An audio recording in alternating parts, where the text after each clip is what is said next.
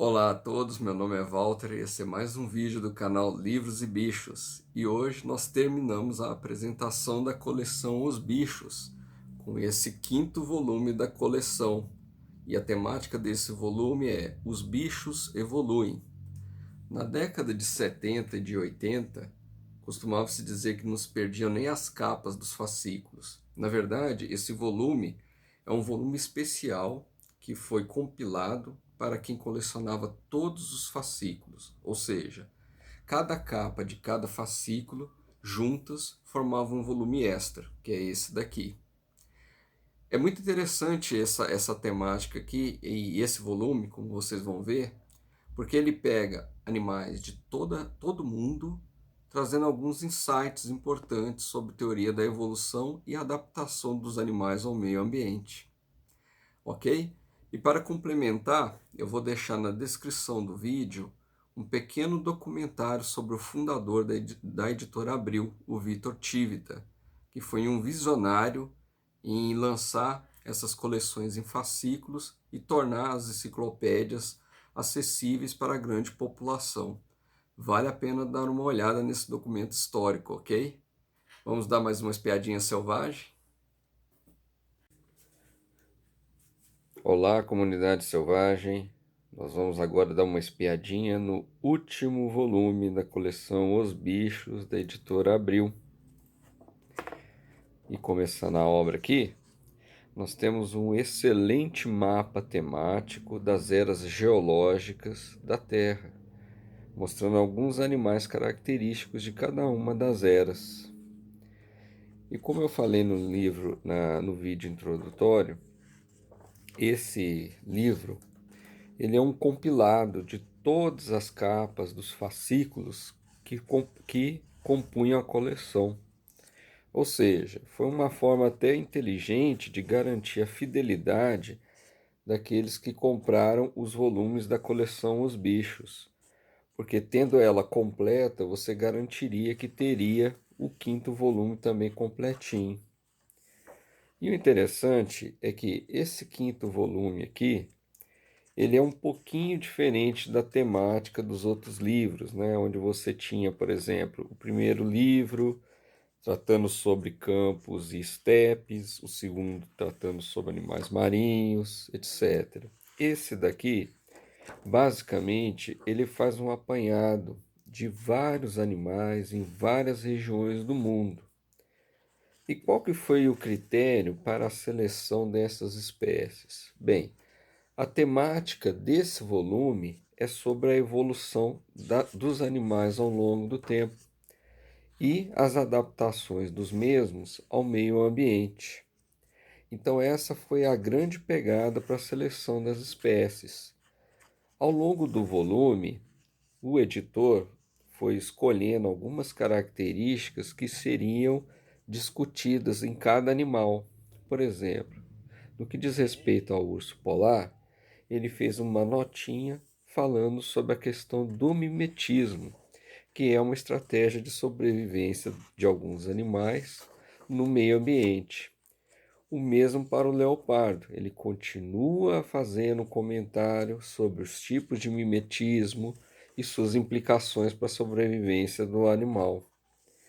E ele aborda vários temas, não apenas a questão do mimetismo, mas, por exemplo, a questão da evolução do voo, as adaptações dos animais para viverem em ambientes mais insólitos, como o Ártico, o campo, a evolução da velocidade, as defesas que os animais utilizam, ou seja, ele aproveitou esse volume não apenas para descrever algum comportamento dos animais, mas também traçar alguns aspectos importantes, né, sobre a evolução das espécies e a adaptação ao meio ambiente. Continua também, né, a mesma proposta de todos os demais volumes. São animais todos pintados, excelente qualidade de pintura. Cativa todos aqueles, né, que estão iniciando o estudo de zoologia. Ó, vocês veem aqui que a diversidade é tão grande que ele acabou colocando uma espécie aqui de dinossauro no meio de animais viventes. Mas isso tem um propósito, porque ele está relacionando esse animal com algum tema da evolução das espécies. Durante a carreira do Vitor Tivita, ficou muito claro para todos a motivação dele em trazer para o país, né, aspectos, né, de conhecimento da ciência, diversidade cultural, trazer para o país ali numa década, década de 70, década de 80, em que o país tinha uma carência muito grande de informações. E eu acho que esse é o grande legado que nós temos da editora Abril. Muitos da década de 80 cresceram sob a influência dessa editora. Eram as fontes de informação que nós tínhamos na época. E não eram fontes ruins, muito pelo contrário, fontes muito boas. Quantas pessoas se sentiram motivadas a seguir uma carreira de músico, de historiador, de zoologia ou biologia, depois de entrar em contato com as obras da editora Abril? Apesar, né, de nós termos hoje aí algumas, vamos dizer assim, críticas à editora por ter posturas que muitos acreditam não ser corretas em se posicionar politicamente, e sem querer entrar muito fundo nessa questão, eu acredito que a editora Abril tem sim um grande legado para a nação brasileira, porque ela não só democratizou a questão dos livros, como eu falei em vídeos anteriores, como influenciou muitas pessoas a terem o prazer e o gosto da leitura. E ela não atuou apenas, né, na questão das enciclopédias em si. Muitos também, para quem gosta de quadrinho e cultura pop, a editora Abril também tem uma importância significativa. Durante muitas décadas, ela foi a editora responsável por trazer aqui para a gente, né, toda a temática de quadrinhos e cultura pop. Então, a dívida que nós temos com a editora Abril realmente é muito grande. Bem, fechando a obra aqui, tem algumas representações magníficas de grandes primatas.